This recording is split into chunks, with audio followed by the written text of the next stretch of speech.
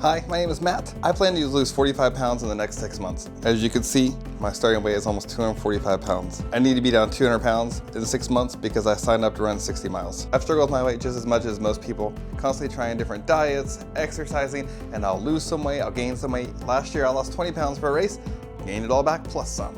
I'm going to be 40 years old this year. This has to be the turning point in my life. This has to be the point where I change permanently. So I'm determined this year to do it. I'm gonna do this with a mixture of keto and exercise, which I'll get to. It's common to think that you need carbs for running long distances, so doing keto is not something that you would normally think of. It's gonna be a challenge, but I'm determined. I'm somewhat of a nerd anyways, but if I've learned anything over the years, tracking your progress is very important. It's not a matter of just tracking your weight. You have to measure the different parts of your body so you can see the change.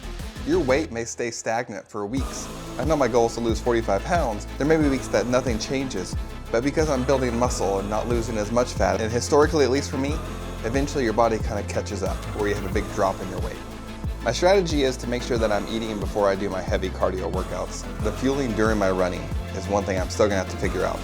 It's hard to find any kind of research, but as I'm doing these heavy workouts, hopefully keto will help me stay fueled. The keto diet is a high fat, low carb, and some moderate proteins. You don't really want to eat all proteins. There are specific ones. You want to try to eat the higher fat ones. That way you're getting a higher fat content as you're eating. For me personally, it works better to meal prep. So I've gone through and I've gotten some different vegetables. I got celery, lettuce, numerous variety of different types of nuts.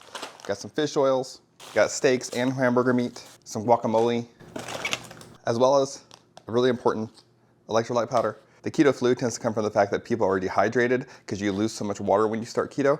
So the electrolyte powder is very important. So I gotta meal prep all of this stuff to get ready for next week, and we'll see how it goes. So for me, prepping is very important. Since I cook things with such high fat content, I like to grill it just because I feel like it's less messy. It may not be, and there may be better ways, but I like to grill some of it. Some of it I'll cook indoors. I'll cook some taco meat to make like taco salads indoors, but for the steaks and stuff, I'll grill them. Now some of the things I have to watch out for when I'm training for a marathon. Whew. Turn you babies up, move you out the fire a little bit. Some things I have to watch out for when training for a marathon are the glycogen reduction. Without the carbohydrates, which is usually what's used for run, they're gonna be much less than normal. Electrolyte imbalance, so when you start keto, you tend to lose a lot of electrolytes. And because of that, I'm gonna have to make sure to really up my electrolyte intake to make sure I'm okay. There's gonna be fatigue and an adjustment period. So as I'm training, I'm gonna run into issues where I have to prepare myself mentally for the fact that I'm going to have reduced energy until I can become efficient at burning fat. Now the pros, and again, this may be different for everyone, but from my research, I won't have insulin spikes, which actually makes running easier because that's part of the struggle of in the marathon. It's having the ups and downs of insulin. That's why you eat sugar or eat carbs. I should be more efficient at burning fat by the time I actually start the marathon, to where maybe it's a little easier. There's a lot of studies that say there's reduced inflammation, which honestly is one of my biggest issues when I run, especially in Florida. It's so hot, the inflammation kicks in really fast. This will really see if keto actually does reduce inflammation or help prolong it. There will be inflammation, but hopefully some reduced. Theoretically, the enhanced fat burning should make it so I should be able to do these endurance trainings longer and easier than I've ever done them before in my life. We're gonna find out. I've gone through and carefully designed my meals to make sure that I'm getting an appropriate amount of fat, an appropriate amount of protein. Am I perfect? No. Will it get better? Yes, as time goes on. But for the time being, I've done a pretty good job at planning and trying to prepare for it. I've mixed in some green vegetables that are low carbs. I've mixed in numerous meats. I'm cooking it all today. I'm grilling some, I'm gonna cook some inside.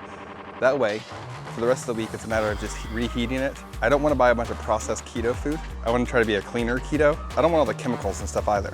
And honestly, it's really hard to find bacon or even sausage that doesn't have a bunch of nitrates and nitrites and a whole bunch of chemicals in it, because those are used for curing them. So it took a lot of effort. As I start to increase my workouts, I'll change my diet a little bit to make sure I focus on the macronutrients. At this point though, I don't want to focus too much on counting calories because I always fail at doing that. I'd rather just focus on getting used to the diet, getting used to the detox from carbs. I'll start to get much more specific when my training starts to amp up later in the year. All right, let's go see how the food inside's doing. 245 pounds and 40 years old. If I can do this, anyone can.